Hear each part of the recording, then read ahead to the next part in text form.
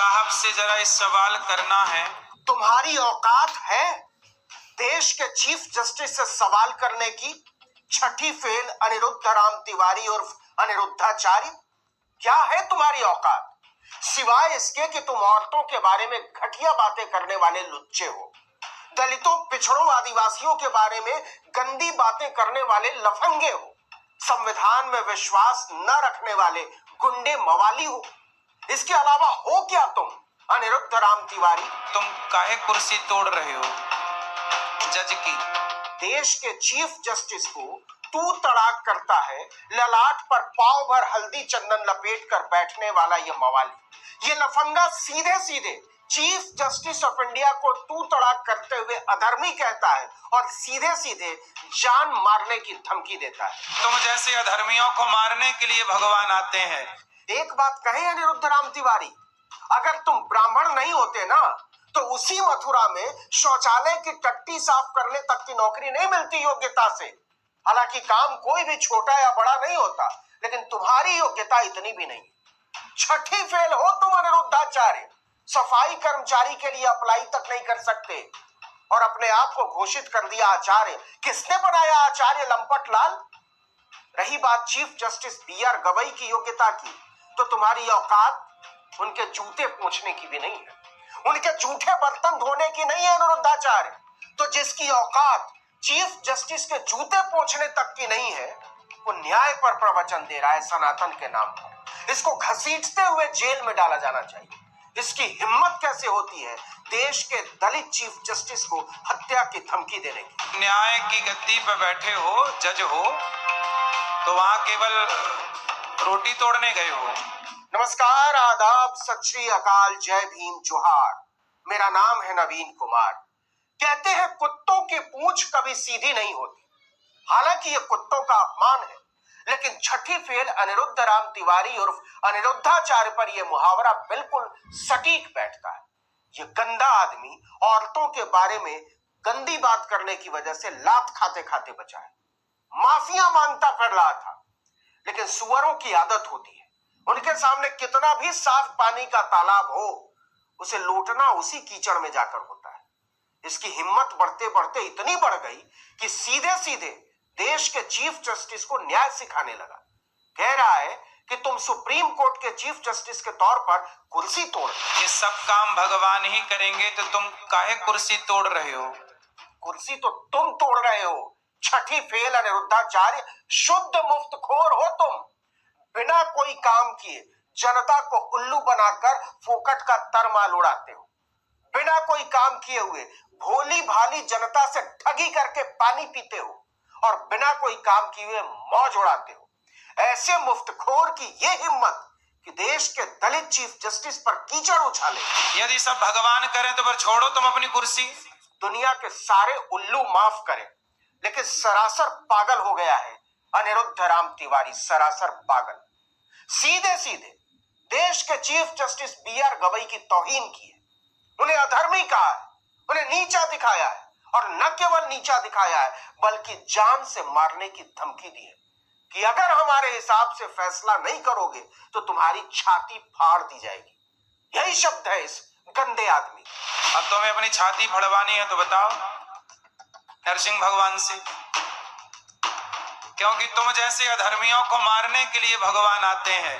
जनता से ठगी करके फेंके हुए सिक्कों पर पलने वाला मुफ्तखोर अनिरुद्ध राम तिवारी, जिसकी योग्यता सार्वजनिक शौचालय की टट्टी तक साफ करने की नहीं है, वो देश के चीफ जस्टिस को धमका रहा है कि तुम्हें मारने के लिए भगवान अवतार लेते ही होंगे। मवाली कहीं का। छोड़ो तुम अपनी कुर्सी, काहे बैठे हो न्यायाधीश बन के? मतलब तुम्हारे जैसे टपोरी मवाली गुंडे तो आचार्य बन के बैठ जाए, करोड़ों कूट डाले और बी.आर. गवई चीफ जस्टिस की कुर्सी छोड़ दे। तुम्हारे जैसे गंदे मवाली की तरह जात का नहीं खा रहे हैं। हम फिर कह रहे हैं कि छठी फेल अनिरुद्ध राम तिवारी अगर ब्राह्मण नहीं होता तो किसी कार्यालय के शौचालय में टट्टी साफ करने तक की नौकरी नहीं मिलती।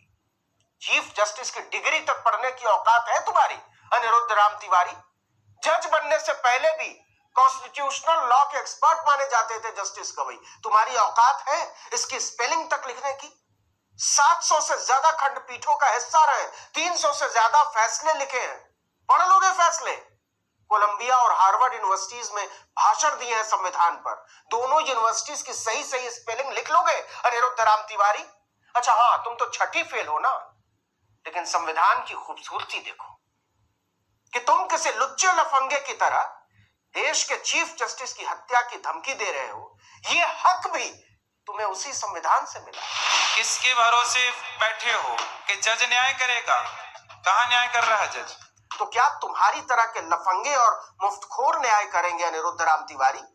तुम्हारी तरह के पाखंडी, मक्कार और धूर्त न्याय करेंगे? तू समझता भी है न्याय, संविधान और लोकतंत्र? अच्छा हाँ, तुम तो महिलाओं के बारे में गंदी बातें करने के एक्सपर्ट हो ना।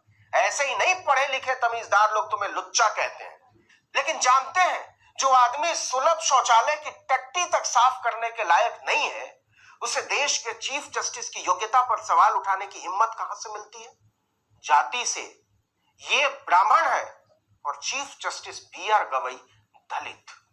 दलितों को लेकर इस गंदे घिनौने आदमी की गंदी घिनौनी सोच के बारे में तो पूरी किताब लिखी जा सकती है। अगस्त 2025 में एक कथा के दौरान इस लफंगे ने नौकरियों में दलितों पिछड़ों की भागीदारी के सवाल पर कहा था, गीदड़ के पेट से शेर कैसे पैदा होगा? वर्ण व्यवस्था के अनुसार सबको अपने स्थान पर रहना चाहिए।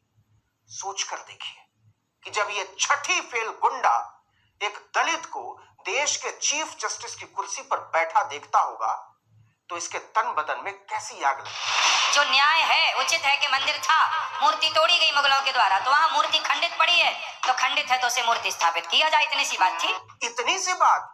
छठी फेल अनिरुद्ध राम तिवारी 16 सितंबर 2025 के उस मामले की बात कर रहा था जिसमें खजुराहो की एक विश्व धरोहर में याचिकाकर्ता ने मूर्ति लगाने की बात की थी।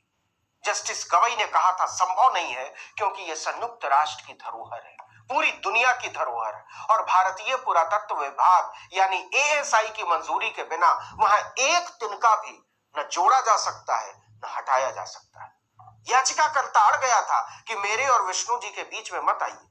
उसी पर जस्टिस गवई ने कहा था कि फिर विष्णु जी से ही करवा लीजिए क्योंकि संवैधानिक और कानूनी तरीके से तो संभव नहीं है। अनिरुद्धाचार्य ठहरा लंपट लाल। छठी फेल आदमी क्या ही समझे इनकी बारीकियों को, संविधान की महीनी को। लेकिन भाई, अगर तुम मूर्ख हो, जाहिल हो, गंवार हो, तो क्या चीफ जस्टिस की जान लेने की धमकी देने लगोगे, उनकी तौहीन करने लगोगे? अब तुम्हें अपनी छाती फड़वानी है तो बताओ नरसिंह भगवान से, क्योंकि तुम जैसे अधर्मियों को मारने के लिए भगवान आते हैं।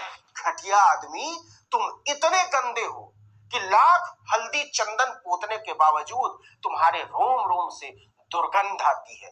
बांस मारते हो तुम किसी गंदी नाली की तरह।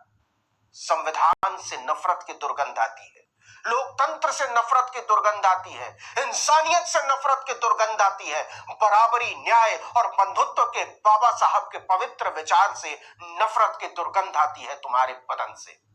कोई और देश होता तो इसकी बेहूदगी की पुलिस इसे अब तक घसीटते हुए जेल में डाल चुकी होती। ये भारत है, यहाँ संविधान की व्यवस्था चलती है, इसलिए अब तक खुलेआम प्रवचन बांटते फिर रहे हो।